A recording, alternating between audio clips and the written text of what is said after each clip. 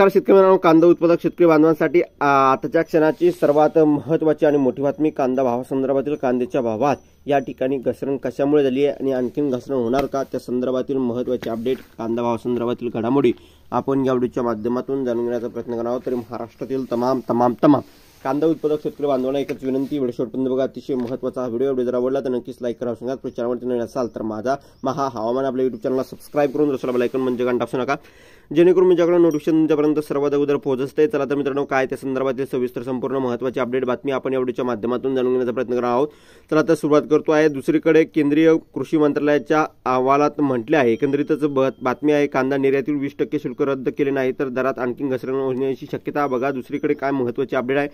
दुसरीकडे केंद्रीय कृषी मंत्रालयाच्या अहवालात असे म्हटले आहे की गेल्या एका आठवड्यात 1 ते 8 जानेवारी 2025 च्या कालावधीत भावात 10.84% घसरण नोंदवली गेली आहे। तर 8 डिसेंबर 2024 ते 8 जानेवारी 2025 दरम्यान म्हणजे एका महिन्यात एकंदरीतच या ठिकाणी बघितलं तर 43.77% घसरण झाले आहेत। भाव घसरणाने शेतकरी चिंतेत आहे। बाजारातील तज्ञ आणि शेतकरी संघटनेने दिलेल्या माहितीनुसार निर्यातीवर 20% शुल्क रद्द केले नाही तर आणखीन भाव खाली येऊ शकतात। सध्या खरीप हंगामातील कांदा बाजारात येत असून तो साठवूनही ठेवता येत नाही, कारण त्याला कांदा लवकर खराब होत असतो।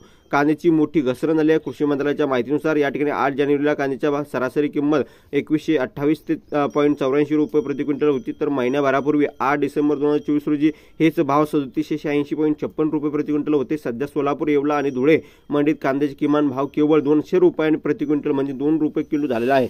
अशी सध्याची परिस्थिती आहे। महाराष्ट्रात मोठ्या प्रमाणात कांद्याचे उत्पादन झाले। जगभरात सुमारे 25% वाटा असलेल्या भारत हा जगातील सर्वात मोठा कांदा उत्पादक देश आहे।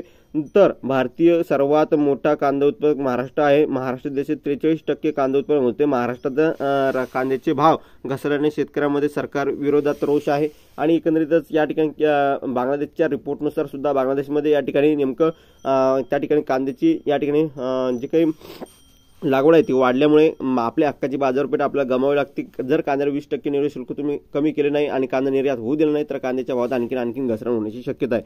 धन्यवाद। लाईक, शेअर, सबस्क्राइब, कमेंट करून महाराष्ट्र धन्यवाद। भेटूया आपण तोपर्यंत जय महाराष्ट्र, जय